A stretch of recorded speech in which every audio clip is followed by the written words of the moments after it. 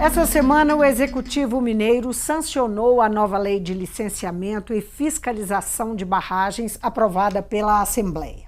Um efeito direto do desastre provocado pelo rompimento da barragem da Vale em Brumadinho.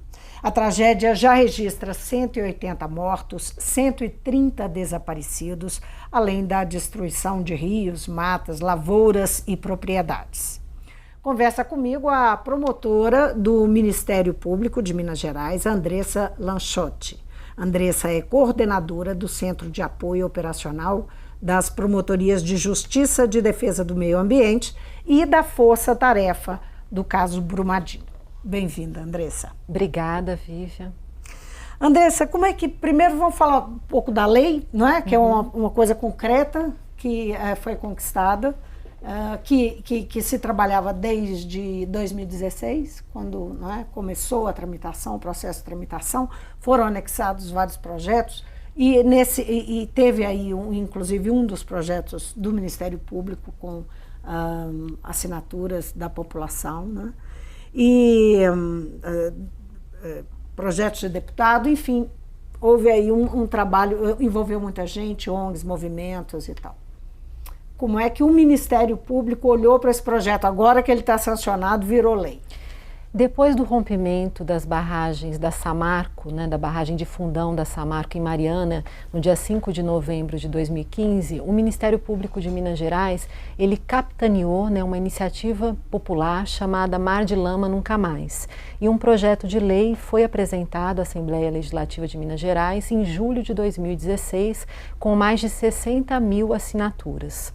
A partir daí, houve um amplo processo democrático, que foi catalisado pelo Ministério Público, mas que contou também com a participação de órgãos fiscalizadores, como o IBAMA, da sociedade civil, da participação dos deputados da Assembleia Legislativa, em várias audiências públicas, reuniões que foram realizadas, que culminaram com a nova lei sancionada no dia 25 de fevereiro de 2019, exatamente um mês depois do desastre do rompimento das barragens da Vale em Brumadinho. Esse projeto de lei, ele traz inovações concretas, aprimoramentos para a segurança das barragens em Minas Gerais. Eu posso citar algumas dessas inovações. Por exemplo, a nova lei veda a construção ou alteamento de barragens se identificadas como unidades nas chamadas zonas de autossalvamento. Que são barragens iguais a essas que romperam, tanto lá em Mariana quanto em Brumadinho, essas de alteamento. Não, na verdade esse é um outro avanço, mas para qualquer barragem, nova barragem, não importa a modalidade de alteamento, quando identificadas pessoas nas chamadas zonas de autossalvamento, não é possível a construção de barragens nem o alteamento. O que é essa zona de autossalvamento? São áreas abaixo, a jusante da barragem, onde não haveria tempo hábil para as pessoas se salvarem em caso de desastre. Que é o caso lá, por exemplo, do escritório da Vale, enfim. Melhor colocando, não haveria tempo hábil para as autoridades agirem, as pessoas deveriam se salvar por si próprias, E em Fundão nós verificamos 19 óbitos. Agora, no caso do rompimento das barragens da Vale, centenas de óbitos. Em 2014, houve também o rompimento de uma barragem da mineradora Herculano, em Itabirito, com óbitos. Nessas hipóteses, as pessoas que estão ali na região próxima da barragem, normalmente são as pessoas vitimadas, primeiramente, de forma fatal. A lei vai impedir que isso continue a ocorrer, Outro ponto importante é a questão da exigência das melhores tecnologias disponíveis. A lei exige que, para se construir uma barragem, o empreendedor deve demonstrar por que não utilizou ou não utilizará outra tecnologia de menor risco. Nós sabemos que existem tecnologias de exposição de rejeitos de menor risco, a maioria ligadas ao desaguamento dos rejeitos. A gente pode citar o espessamento do rejeito lamoso, a drenagem do rejeito arenoso com empilhamento. Então, são tecnologias acessíveis que devem ser buscadas, com o objetivo de proteger a população e o meio ambiente. Agora, Andressa, quando se fala nesses grandes desastres e o que poderia ter sido feito e a legislação, quando ela tramitava, haviam argumentos de alguns setores que apontavam para o risco de se inviabilizar o negócio de mineração. Do seu ponto de vista, isso foi considerado quando tramitou, quando o Ministério Público apresentou e capitaneou esse projeto, e qual que é a posição do Ministério agora sobre o negócio de mineração, a partir de agora submetido a essas regras? Com certeza, né, o posicionamento do setor de mineração, ele foi considerado, foi discutido, e nós, Ministério Público, entendemos que a nova lei não inviabiliza a mineração em Minas Gerais. Nós sabemos a importância, né, da mineração para o nosso estado, que tem Minas até no nome, né? Na verdade, o que nós queremos é que a mineração seja feita com sustentabilidade. Então, sustentabilidade é você não dar um valor maior a um dos pilares, né, que é o econômico. Você deve também valorizar as questões sociais e ambientais envolvidas na atividade econômica, né? Então é possível continuar a fazer mineração sim, mas de uma outra maneira. Por quê? Porque a nova lei ela vai impedir a utilização de alteamentos a montante.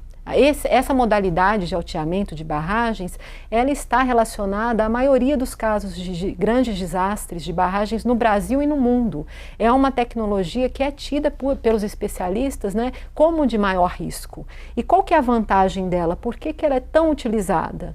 Pelo custo, pelo baixo custo. Né? Então se utiliza o próprio rejeito para fazer os alteamentos, não há um controle como deveria ser feito o controle das obras e depois da operação, e o risco aumenta, né?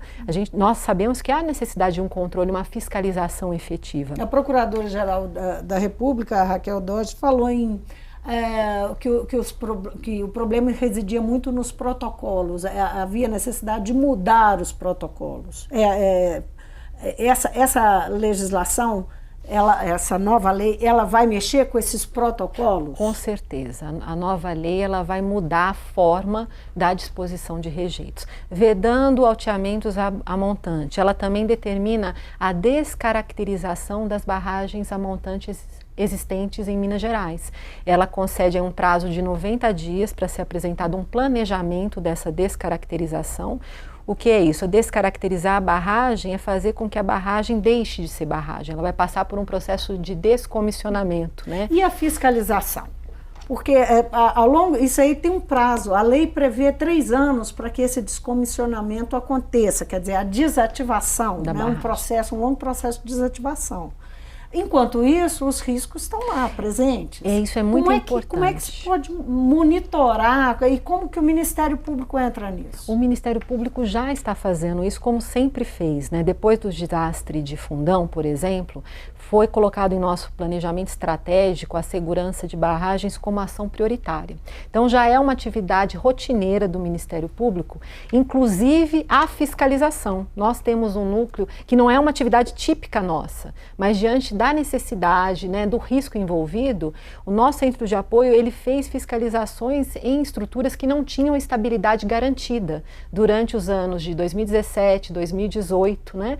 Nós elegemos prioridades para essa fiscalização própria pelo Ministério Público, que é acessória aos órgãos de fiscalização, como a ANM, a Agência Nacional de Mineração, que sucedeu o DNPM. E essa fiscalização, ela faz o quê? Que papel que ela tem depois? Ela instrui a da ANM, que é o órgão que tem o dever de fiscalizar. O sistema, na minha visão, ele precisa ser aprimorado, porque hoje o que impera no sistema é o automonitoramento. Né? Então nós vimos aí no caso de Fundão e também no caso do rompimento das barragens da Vale, que as duas barragens, a B1, né, e Fundão, tinham estabilidade garantida pelo auditor.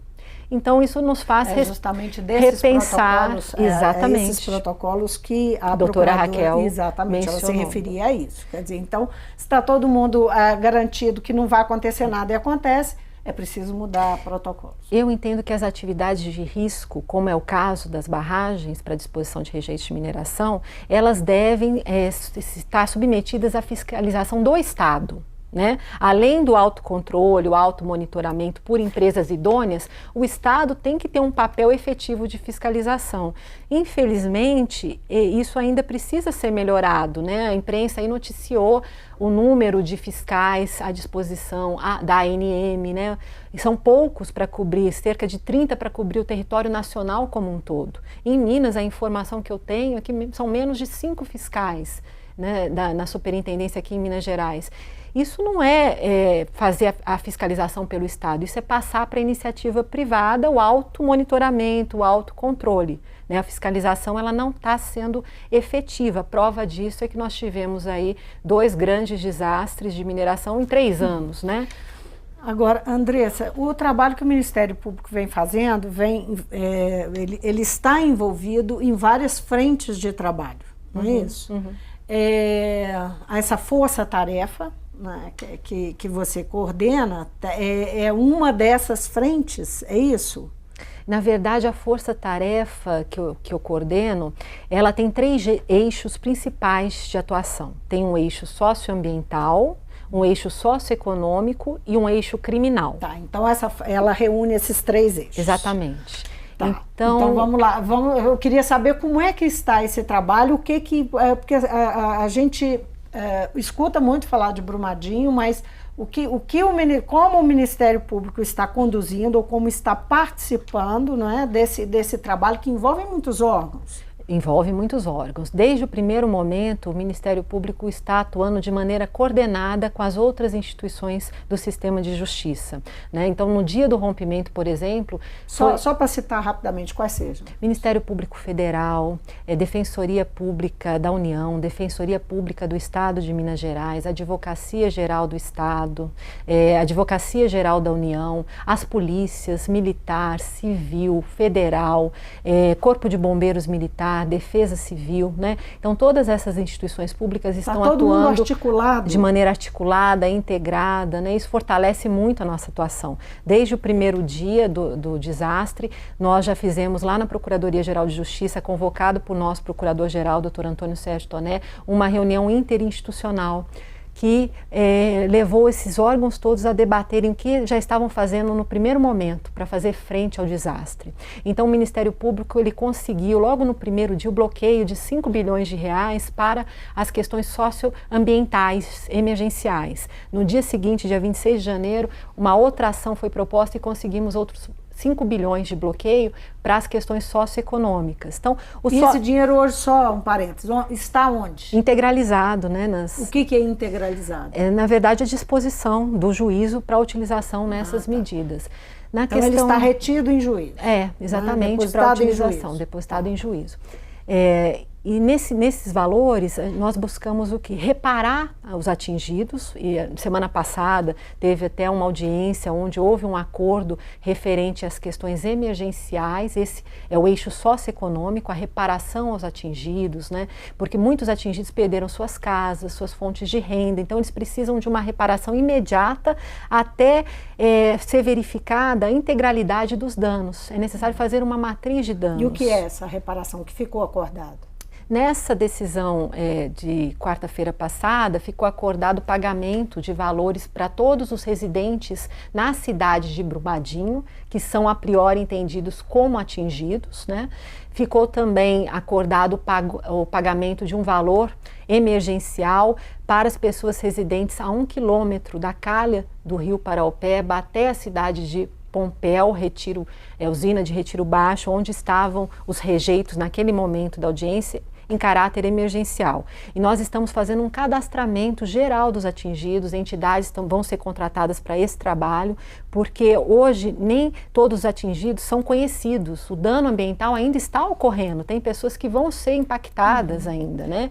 E a gente precisa saber também de que maneira essas pessoas foram impactadas, como foi esse prejuízo, para ter uma reparação integral, que é o nosso objetivo final na questão socioeconômica. Como no caso de Mariana, tinham, por exemplo, muitos pescadores envolvidos. Né? Isso pode estar acontecendo no Paraopeba. Exatamente, com certeza. Já atinge, né?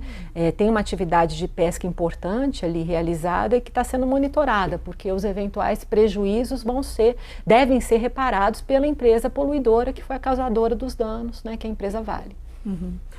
A gente ouve falar de coisas que estão na margem dessa situação e até daqueles que são primeiro atendidos, por motivos óbvios, foram atingidos primeiro e diretamente, mas corria, por exemplo, a notícia até semana passada que tinham caminhoneiros parados, mais de 300 caminhoneiros parados ali na região, sem comida, dependendo da caridade alheia, né? Verificados prejuízos, no meu entendimento, eles também terão direito a ser ressarcidos, porque todos os prejuízos... Isso está sendo tratado também, até esse impacto e outros similares está sendo tratado e vai ser aprimorado aí nos próximos dias essa discussão, buscando talvez, né, se conseguimos, agir assim, a autocomposição. Se a empresa aceitar pagar voluntariamente, entendemos que é muito mais célere, né, do que esperar decisões judiciais aí que podem demorar mais, ser objetos de recurso. Eu queria também falar... Só um minutinho, a experiência da judicialização, no caso de Mariana, foi muito ruim. Na verdade, a questão já está judicializada, né, porque num primeiro momento nós ingressamos com essas medidas judiciais, mas nós buscamos aí acordos judiciais, como que foi feito na semana passada, relativo aos pagamentos emergenciais. Mas, Vivian, você me perguntou também dos outros eixos, né? Sim. O socioambiente. Esse é o socioeconômico. Mas um outro eixo muito importante desde o primeiro momento foi o eixo, e é o eixo socioambiental. Porque havia uma situação de risco das estruturas do complexo Paraopeba, ali no dia do rompimento, nos dias seguintes. Inclusive, no domingo, dia 27, houve uma sirene que foi acionada. No dia 25 eu estava lá, né, como eu disse, eu cheguei no primeiro momento. Eu presenciei evacuação na área central, né, de Brumadinho, em razão de risco de rompimento de outra barragem da Vale, do complexo AB6. Então o Ministério Público começou a agir aí também. Então nós acionamos uma empresa de auditoria externa, independente, que já presta serviço para o MP, no caso Samarco, e ela se deslocou para Brumadinho e no dia seguinte já começou a trabalhar para poder verificar se as medidas de contenção que estavam sendo implementadas eram adequadas e suficientes, e também para aferir os fatores de segurança das outras estruturas do complexo. Então, nós estamos recebendo relatórios, né, evoluindo nessas questões desde o primeiro dia. Nosso objetivo no socioambiental é também a contenção do dano, né? Como eu disse, o dano, a lama, os rejeitos ainda estão, né, no rio, estão avançando pelo rio Paraopeba. Então, a empresa colocou barreiras de contenção metálica, outras medidas. E o Ministério Público, por meio de sua auditoria e também pelo seu corpo próprio de peritos, Núcleo de Combate aos Crimes Ambientais, ele está verificando para e passo a efetividade dessas medidas. E por fim, no socioambiental, nosso objetivo é o retorno ao status quo ante, o que é muito difícil, né? Voltar ao que era. Esse é o objetivo final. Nós sabemos que é impossível. Não, é impossível. É impossível. Voltar ao que era é impossível, mas aquilo que não for possível de ser recuperado deve ser compensado, né? Porque nós buscamos no ambiental a recuperação integral. Seja in situ, que é o nosso objetivo, recuperar ali o meio ambiente degradado. Quando isso for impossível, a empresa vai ter que compensar isso, recuperando outras áreas, né, pagando em pecúnia para a reversão para o meio ambiente como um todo. Isso vai ser discutido no curso das negociações. Só para a gente fechar, que o nosso tempo está acabando, o aspecto que é criminal, não é? Nós tivemos aí notícia logo na sequência da prisão de executivos que depois foram soltos, mas houve uma medida de gerentes, né, responsáveis ali pela barragem de Brumadinho, que foram presos na ocasião. Que impacto isso pode ter para frente, para o futuro? Quer dizer, uma medida judicial, uma medida criminal, não é? E um trabalho investigativo nessa área criminal, que parece que está sendo conduzido de forma célere, pode ter para a prevenção e para a atitude dessas pessoas que estão na linha de comando dessas empresas? Excelente pergunta, né? O objetivo do eixo criminal é a responsabilização dos culpados. Eu entendo que a impunidade é um fator de incentivo à criminalidade, né? Então, você conseguir dar uma responsabilização efetiva de forma célere a todos aqueles, né, que contribuíram para o crime, isso vai coibir outras práticas similares, vai mudar o comportamento de empresas, né, vai mudar o comportamento de empresas frente a atuações de risco para comunidades, para a população. Então eu acho que o caráter preventivo da responsabilização, ele é assim, indubitável nisso. Andressa, muitíssimo obrigada pela presença, muito importante o seu trabalho, né, para o estado todo, para todos os mineiros, e enfim, que o Ministério Público continue dando essa contribuição, porque tem muita coisa ainda para acontecer. Sou eu quem agradeço pela oportunidade de conversar aqui com você e com seus telespectadores. Obrigada.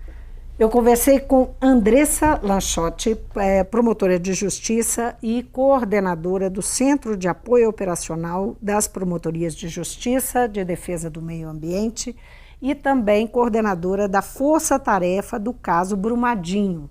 E o nosso assunto aqui foi a lei, que já está sancionada desde o início dessa semana, uma lei que trata justamente do licenciamento e fiscalização das barragens na esteira desses, tanto do caso de Mariana quanto agora de Brumadinho. Essa lei, afinal, é aprovada e muda completamente a forma como as mineradoras terão que lidar com, não poderão mais construir barragens, tem uma série de regras de segurança que serão estabelecidas daqui para frente. Falamos desse assunto, da participação do Ministério Público nessa nova lei e também sobre o que está acontecendo nesse momento e como é que estão as negociações e o papel do Ministério Público. O Mundo Político fica por aqui. Obrigada por nos acompanhar. Se você quer rever a entrevista, é só acessar o YouTube ou o nosso site.